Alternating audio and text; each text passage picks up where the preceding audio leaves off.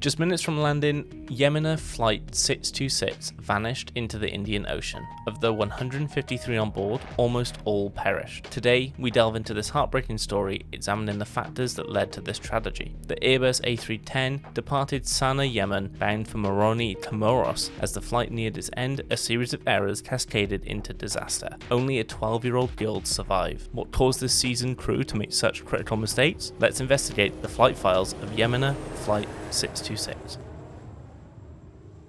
Welcome everyone to the Flight Files. I'm Dan, and with me is my co-host Tom. We are both aviation enthusiasts, not pilots, just to get that out of the way. So we are just interested in the things that go on in the aviation industry and find it fascinating when it comes to how these flights happen, because aviation is of course the safest form of transport. Yeah, completely agree. We've got this interest in aviation. Yeah, I like seeing what goes wrong, or why it went wrong. Obviously stuff happens then, so hopefully it doesn't go wrong again in the future. I don't think I've heard of this one actually, so I'm quite interested to see what happens. Brilliant. So let's jump straight into it then. So this is Yemen's national airline, and it has a history of questionable safety records and incident prior to this flight. So it was founded in the late 1960s, so it's quite an old airline, and it has had a few incidents in its history prior to the flight, and these, they include a crash in 1972 where nearly all the passengers and crew were lost, which is devastating,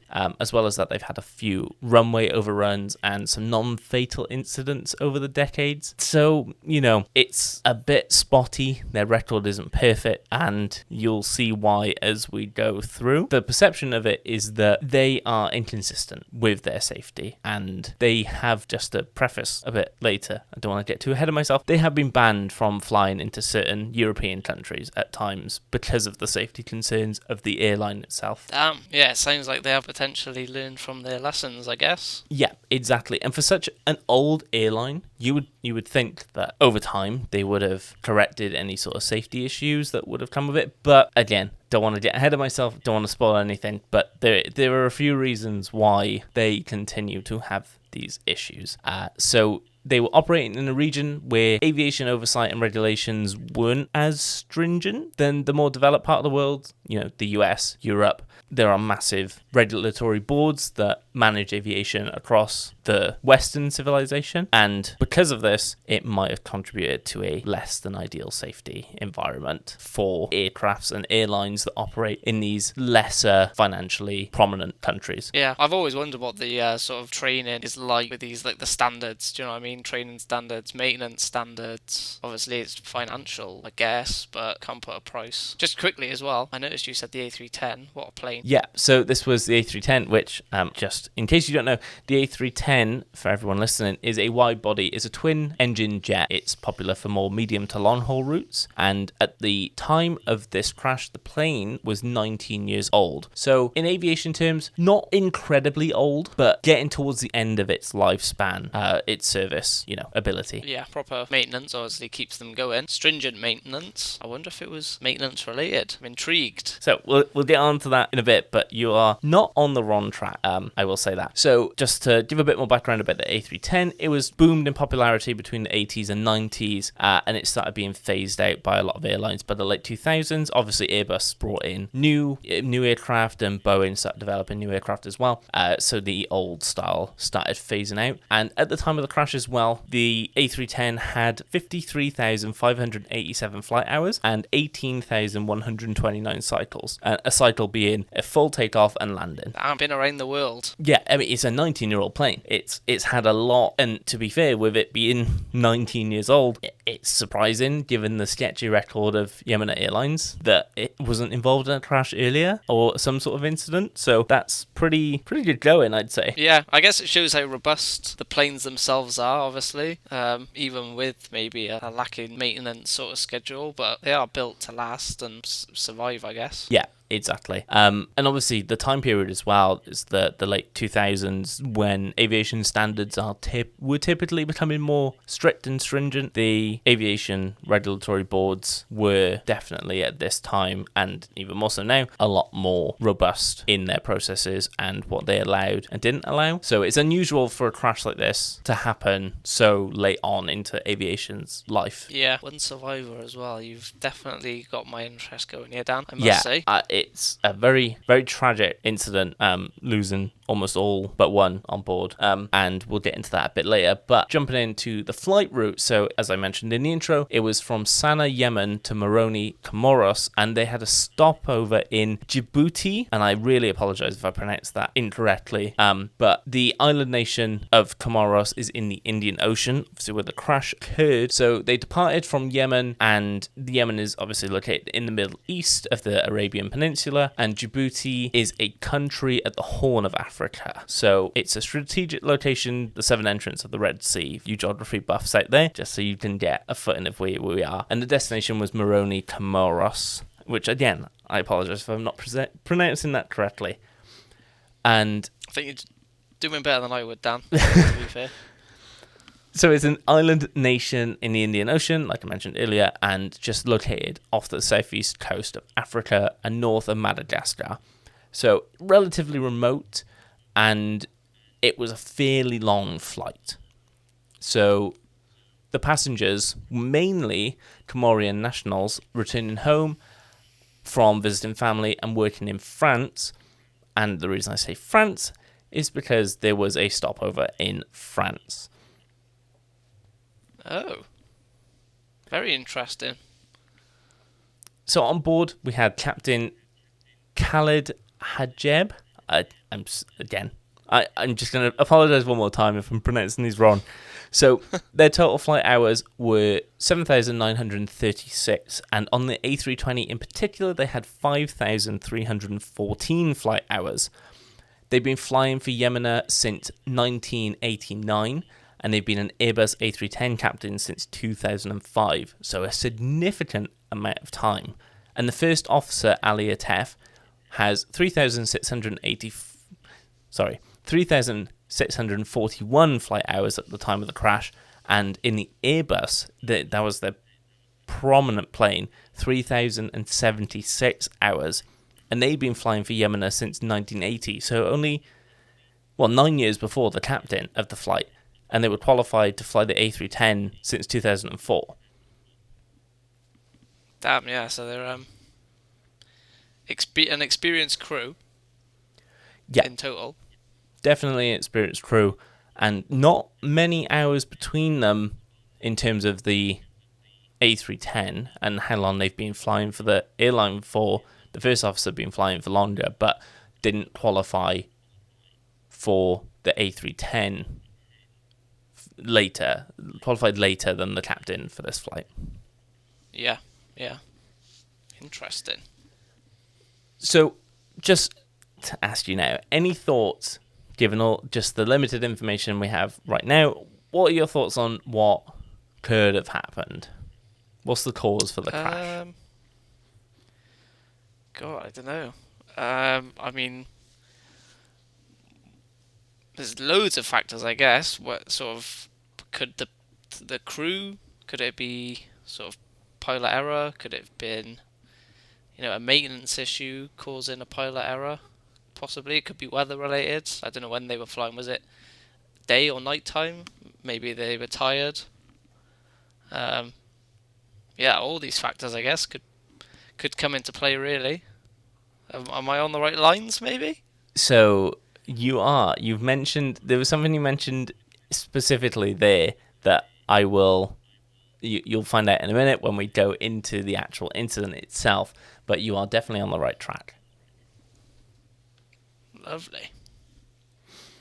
Okay, so Yemenia Flight 626 was coming in to Moroni. It was late at night. It was around 2:30 a.m. local time. So really dark. Weather conditions weren't great. It was really rainy and windy, so there was poor visibility and intermittent visibility as well because of the rain. and the lights of Moroni struggled to pierce through the darkness at night and the rain, so it made finding the airport in particular really tricky. Precise visibility reports for the time aren't readily available, but we can sort of infer based on the information that we do have that the visibility was quite poor. So as well as this, the crew could have potentially been facing a bit of fatigue because of this. Obviously, it's a really early morning landing, and the late night, the weather. There's a lot to handle, and they were experienced crew, but there's always room for this sort of stuff. And the reports indicate that wind speeds were around 61 kilometers per hour or 38 miles per hour. So not outrageously dangerous, but they can definitely complicate when visibility is as low as it was. Yeah, it sounds to me like it's putting the experienced crew to their sort of test.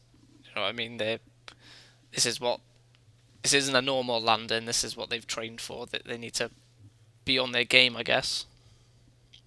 Yeah, absolutely. This is putting everything they've learned as a pilot over their entire careers, they're putting it all into action right now.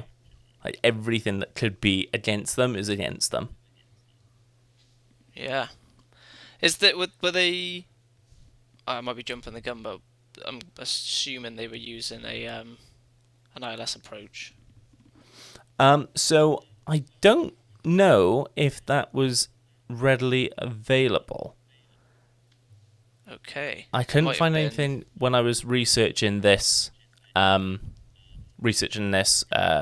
incident, but this next bit may answer that question for us.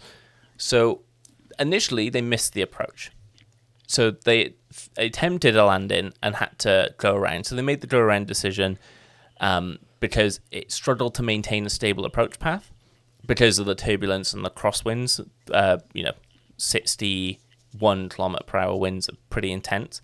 So they made the decision to go around, which is a common thing in aviation. If you don't know what go around is, it's basically when a pilot makes a decision, or ATC makes the decision for the aircraft to go around and attempt the landing again. Is a safety thing, and it's common. It happens all the time. When it happens, it's not something to worry about. It could just mean that you're not on the right glide path, so you need to just come back up, go around, try again. Yep, they got, like you said, strict approach criteria that they've got to meet, and if they don't, they try again, and if they can't do it, they divert. It's as simple as that. Safe. Yeah, exactly.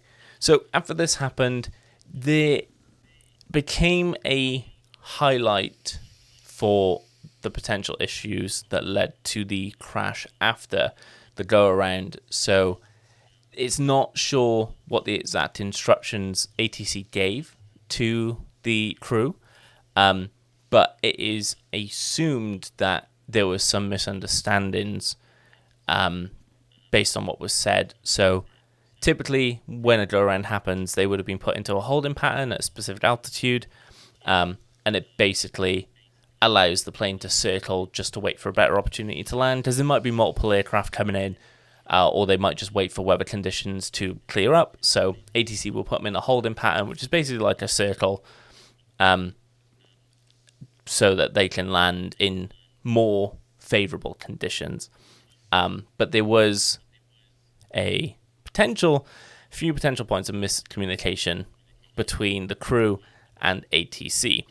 So typically, aviation is a English-based communication language, but there might have been some miscommunication between the crew and ATC.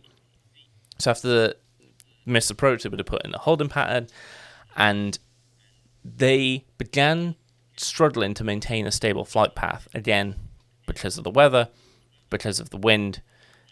It's not surprising, and the ATC may not have realised that the pilots were trying to configure the aircraft to land early instead of maintaining the holding pattern that they were put in. Okay, interesting. I'm I had a point then. I was gonna say, I wonder what equipment the controllers had, because they might not have had, up-to-date radar like there are these days. It might have been, a blip on the screen every now and then, sort of tables in front of them. So maybe that was a factor. I don't know. I don't know what equipment they had. It could potentially be a factor. It's not said in the incident here in the incident report. However, that is definitely possible given the location where they were landing. It's a remote island. It's not. I can't imagine there's a lot of aircraft heading there. So yeah, the tech that they might have been working with probably wasn't as up to date as you would get in somewhere like Heathrow, for example. Yeah. Interesting. So this is where we start to get into what happened and the reason for the crash. So there was a series of events that caused the pilots to incorrectly configure the plane. The speed of the plane started decreasing drastically, and the stall warnings started sounding on the aircraft shortly before it hit the ocean not too far from the runway.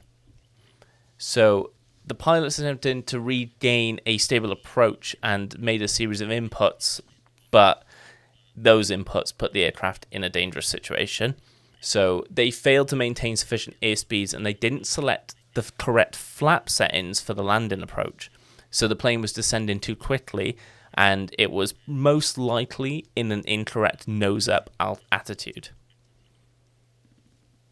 Oh. So they had too much of an angle of attack, and bled their speed off too much. I guess as well, another factor, like you said, darkness. They've got no point of horizon apart from their instruments. They're in, complete instrument rules. So, time of day, stress with the go around, and tiredness. Like I said, this is where all their training comes into play. But yeah, damn. Yeah, absolutely. And, the point I made earlier about the lights potentially not being able to pierce through the rain and the thick darkness that was around them, they are completely reliant on their instruments. However, there were multiple stall warnings from the aircraft, and they sounded repeatedly telling them that the plane was likely losing lift and it was about to fall out of the sky. Obviously, it isn't just like you drop a ball and it falls out. It kind of glides a little bit, but for the essence of storytelling, it falls out of the sky. But the pilots didn't seem to recognize the danger they were in and taking the necessary actions to avert the stall. And I think you're right. It might be because they don't have a point of reference of where they are in the sky. They're working on their instruments, but in a situation like this, they are probably focusing on so many other things that this is sort of the last thing they're thinking about. They might think they have so much time because they had to do a go around. They might be at a set altitude that they weren't clearly at. Yeah, I've heard of things in other reports as well before. I can't remember exactly what it is, but there's a phenomenon, if I can even say it correctly, where when you don't have a point of visual reference, it's something inside your ear, where with that sense that you're falling, sort of your body obviously knows that you're falling because of deceleration, but also obviously they needed to accelerate, and there's something to do with that and your body sort of mixing the two up. So maybe they thought they were actually accelerating when they were decelerating. I can't remember. I'll have to try and find for next time, and I'll explain it a bit better. But maybe that had sort of come into play. Yeah, potentially. And when the aircraft entered a full stall, its nose pitched up further and it just began to lose altitude really quickly. They attempted to recover the aircraft in the last moments before it was too late, essentially. But unfortunately, the A310 crashed into the Indian Ocean in a nose-up, slightly left-banked position. And the force of the impact was devastating, leaving only one passenger who miraculously survived, and the survivor being a 12-year-old girl. Damn. Did you say it into the ocean? How did she... Did you say it crashed into the ocean? Or did it reach the runway? So it crashed into the ocean. So she actually got ejected from the aircraft. And as she was ejected, she clung into a piece of debris in the ocean and basically just stayed there.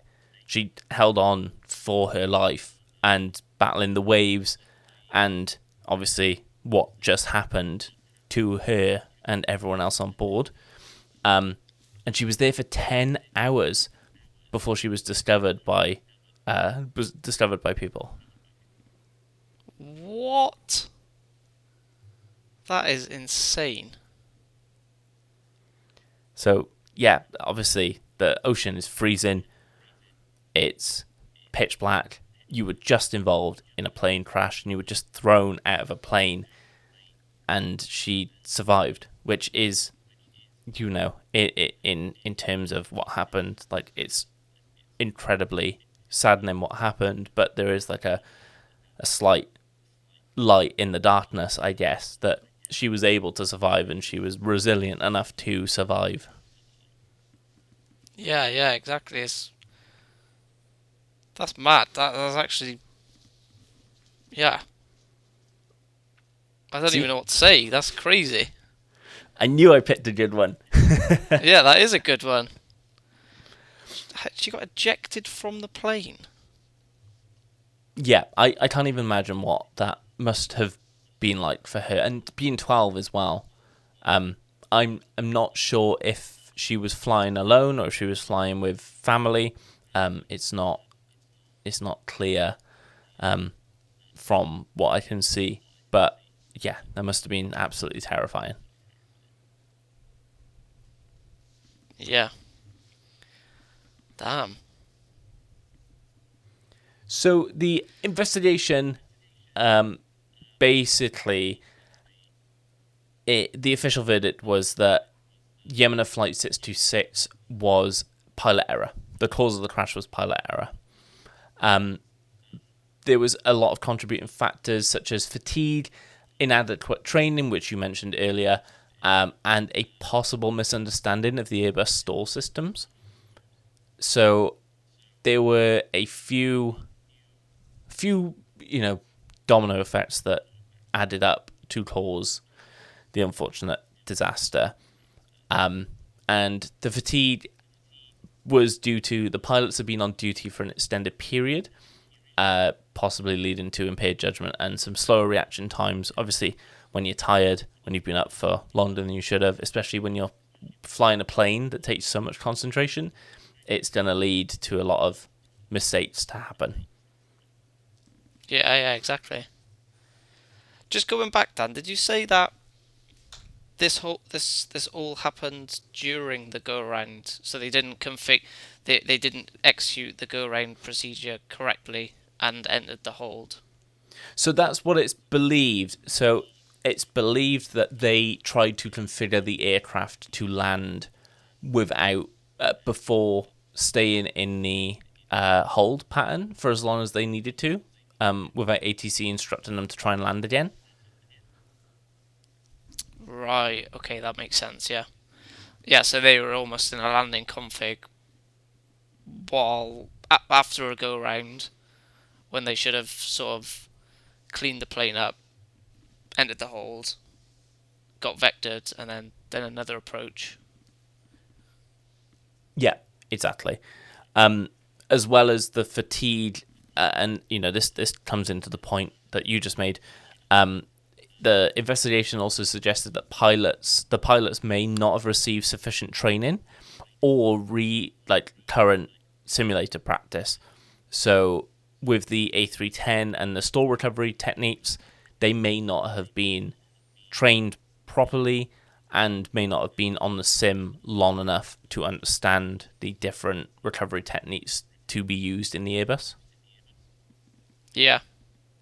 I'm sure the... Oh, I don't know if I'm right or wrong here. I think the A310's a yoke, isn't it? So they must have had some sort of stick shaker. Yeah, that would have been part of the stall warnings that were going off. So they most likely knew that the plane was stalling, but with the just reliant on instruments, it was probably really hard for them to tell what was going on.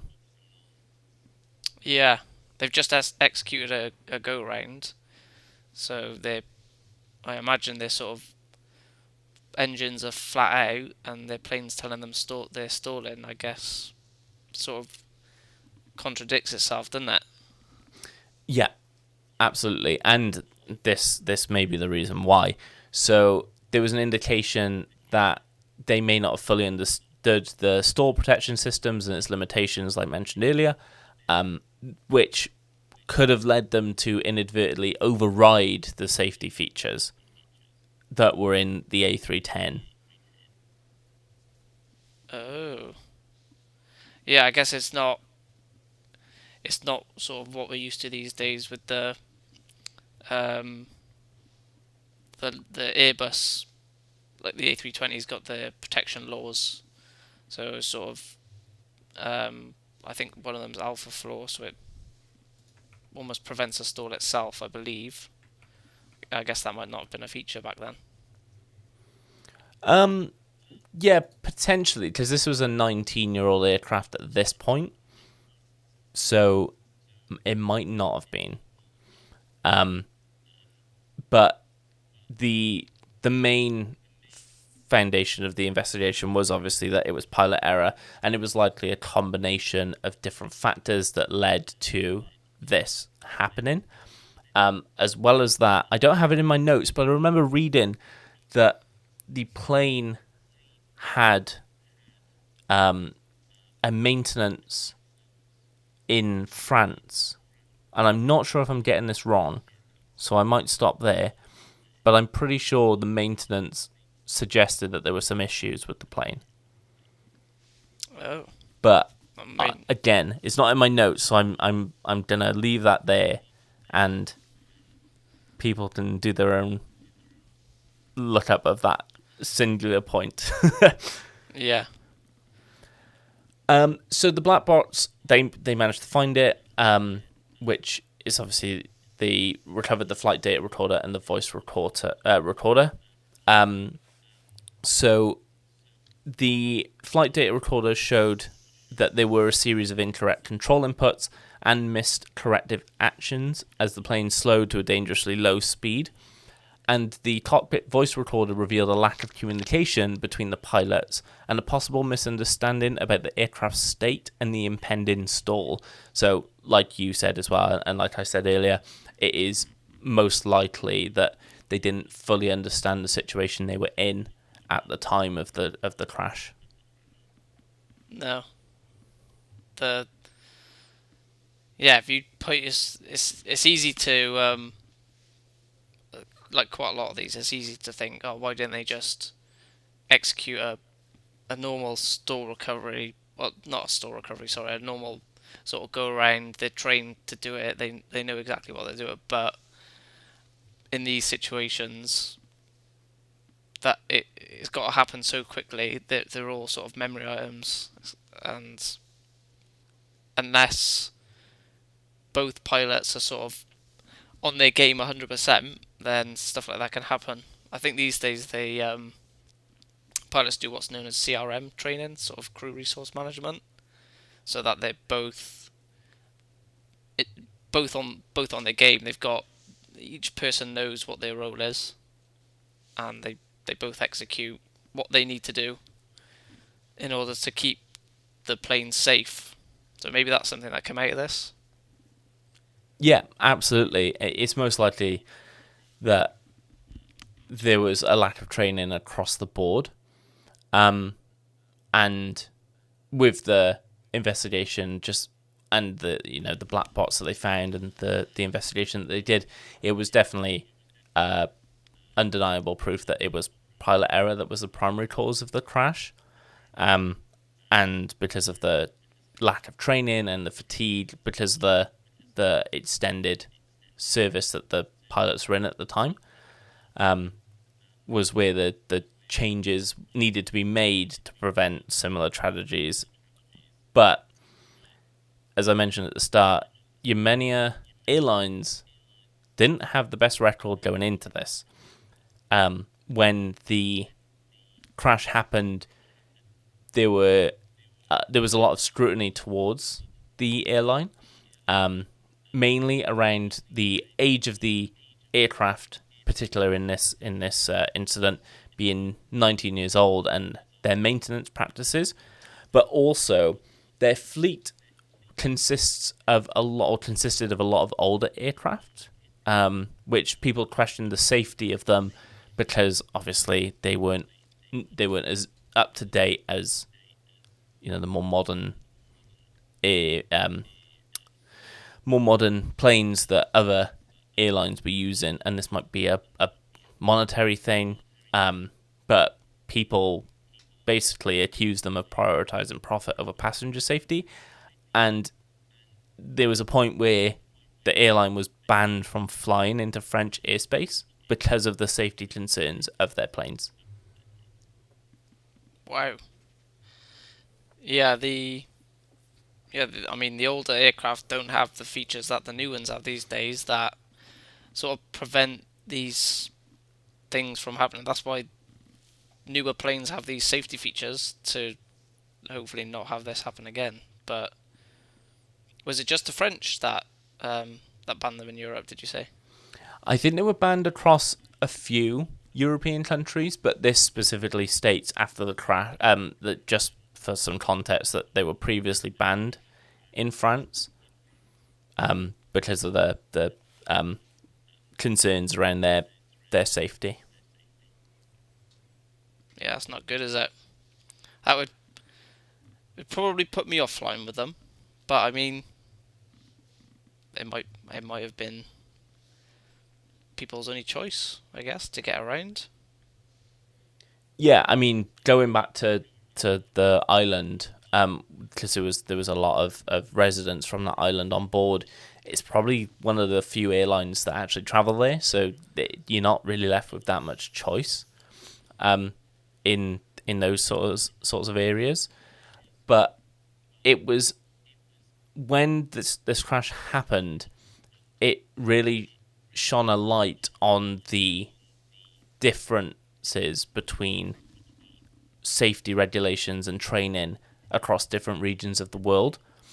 And it highlighted that airlines operating in nations with less than robust oversight might face greater challenges in maintaining their safety levels to the highest level that they need to. As well as that, like you mentioned earlier, what equipment were they using? There were also some concerns around the resources, not modernizing their equipment, and the amount of recurring training that the pilots should be getting as they are in other parts of the world. Yeah. Yeah, I think pilots, I mean, sort of European pilots get trained on different situations. I'm pretty sure sort of 6 monthly to a year, like, ruthless sort of training to make sure that when these situations happen, because they don't happen every day, like, I'm pretty sure most pilots in their career would probably only execute, a dozen sort of go-rounds. It's very rare to happen, so when it does happen, they need to know what to do so that they can keep their passengers safe. And we've obviously got simulators these days which can allow that to happen without putting anyone at risk. So if that technology's there, we've got to use it. But the smaller airlines and different parts of the world may not have those resources available to them as much as we do. Yeah, absolutely. And with that as well, there was a push for stronger collaboration worldwide to bring everyone up to the safety standards at a consistent level. And this was mainly due to a few things. So with the pilot fatigue, developed nations typically have regulations on the maximum amount of hours that you can fly and how long you need to rest before you can fly again. But it is theorized that those rules are a bit looser and they're a lot harder to enforce elsewhere. And there was also concerns around airlines in these, in these areas prioritizing profit and maximizing the flight schedules, leading to overworked crews, which is a big concern for any airline, but typically, especially in these more developing nations. And it really shines a light on the differences between a plane and an airline operating out of the UK, for example, versus an airline like Yemenia, and the amount of strict safety protocols that British Airways is under at any given time. Yeah. I mean, I can imagine sort of, if the pilots said, we can't do this, this isn't safe, then that could be their job out the window. Do you know what I mean? Being a pilot's a massive thing. The training and the career is huge. So, sort of going against the higher powers might not end too favourably for the pilots and the crew. So they might have just sort of had to put up with it, but it's not right, like you said. Working hours and stuff, I'm pretty sure like medium long haul pilots definitely get a day's break between flying out and coming back to make sure that they are fully rested and that they're on their game, because they need to be. This sort of shows that. Yeah, I mean, you have however many people on board. So this flight had 153 people on board. That's a lot of responsibility for a pilot and a first officer to have, and you need to be well rested. And it was very evident that the amount of pressure that they were under, the nighttime arrival, the weather that they were facing, they were having to cross multiple time zones, so it was a long haul flight, and their disrupted sleep cycles all led to their fatigue just getting worse and worse. But you're absolutely right. Like, they can't, I'd imagine they can't say no because they'd lose their job. Yeah. Yeah. Yeah, it's not good. Are they still operating now? Do you know? I'm not entirely sure if they are, but I can have a quick look. It looks like they are still flying. They have a fleet size of 7 and they travel to 11 destinations. So they're still going, by the looks of it. I'd be interested to see what that safety record is like now. Yeah, what aircraft they've got. Maybe they've still got older aircraft. I'm quite intrigued to see what their maintenance is like, because if they, being a smaller airline, they're gonna have to take on the older aircraft because of the price, but that means that their maintenance has got to be on top. Yeah, maybe we can do a supplementary episode about the Yemenia and do a bit of digging into what planes they have and the age and their safety record now. I think that'd be quite interesting to do a bit of digging on. Yeah, definitely. I agree. But that was the incident. Obviously, it was really tragic. The fact that one 12-year-old girl was the sole survivor is incredible that she survived, but devastating that it happened. And with every incident like this, there is always a need in aviation to prevent it from happening again.